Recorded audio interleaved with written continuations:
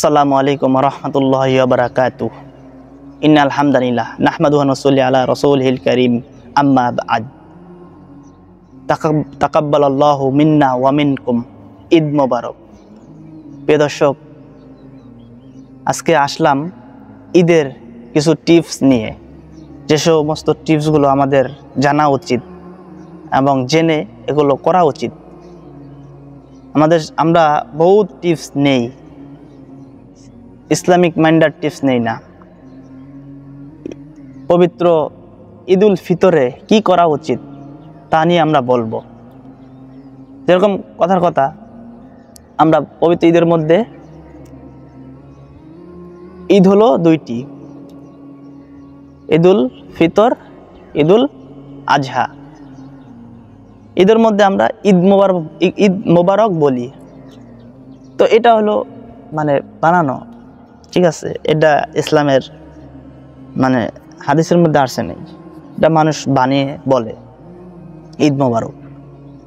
আমরা এটা বলতে পারি তাকাব্বালাল্লাহু মিন্না ওয়া মিনকুম, এরপর ঈদ মোবারক বলতে পারি তাকাব্বালাল্লাহু মিন্না ওয়া মিনকুম। এর অর্থ হচ্ছে আল্লাহ আমার এবং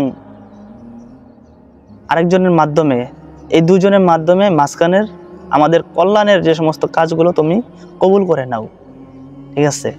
তো এটা আমরা বলতে পারি তাকাব্বালাল্লাহু মিন্না ওয়া মিনকুম। আমরা ঈদ মোবারক বলবো পরে, আগে বলবো তাকাব্বালাল্লাহু মিন্না ওয়া মিনকুম, তারপর ঈদ মোবারক বলবো। আল্লাহ তাআলা আমাদেরকে তৌফিক দান করুক। তো কিছু টিপস দিব।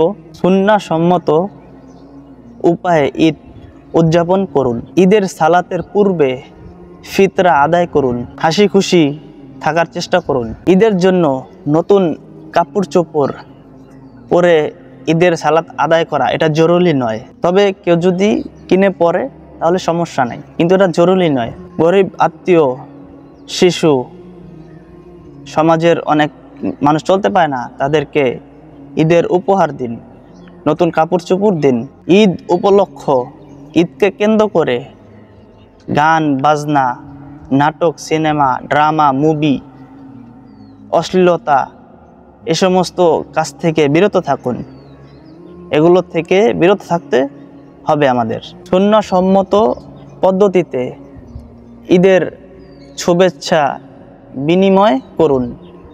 তাকাব্বালাল্লাহু মিন্না ওয়া মিনকুম এটা বলে। প্রিয় দর্শক, এখন আসি ঈদের সুন্নাহ। ঈদের দিন কি কি সুন্নত পালন করব। অন্য দিনের তুলনায় ঈদের দিন ঘুম থেকে একটু তাড়াতাড়ি জাগ্রত হওয়া, মেসওয়াক করা, গোসল করা, শরীয়ত সম্মত সাজগোজ করা, সাধ্যমতো অনুপাতে উত্তম তরিকায় সুন্নাহ মোতাবেক পোশাক পরা, সুগন্ধি ব্যবহার করা। ঈদুল ফিতরের নামাজে যাওয়ার আগে মিষ্টি জাতীয় কিছু খাওয়া, খেজুর, মিষ্টি ইত্যাদি। ঈদের সালাত ঈদগাহে আদায় করা। যদি একান্তই জায়গা না থাকে, মাঠে না হয়, তাহলে মসজিদে ঈদের সালাত আদায় করা।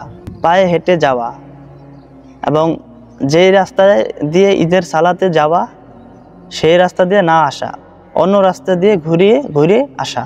এবং ঈদের দিন সালাতে যাওয়ার সময়, আসার সময় প্রত্যেকবার আমরা পড়ব আল্লাহু আকবার, আল্লাহু আকবার, লা ইলাহা ইল্লাল্লাহু, আল্লাহু আকবার, আল্লাহু আকবার, ওয়ালিল্লাহিল হামদ। এটা মানে বলে বলে যাব, আবার বলে বলে আসব। বেশি থেকে বেশি এটা বলবো আল্লাহু আকবার, আল্লাহু আকবার, লা ইলাহা ইল্লাল্লাহু, আল্লাহু আকবার, আল্লাহু আকবার, ওয়ালিল্লাহিল হামদ। এই যে সমস্ত সুন্নাহগুলো বললাম, এগুলো আমাদেরকে আল্লাহ তাআলা আমাকে এবং আপনাদেরকে সবাইকে করার তৌফিক দান করুক, সেই আশা প্রত্যাশা রাখছি। আজকে এ পর্যন্তই।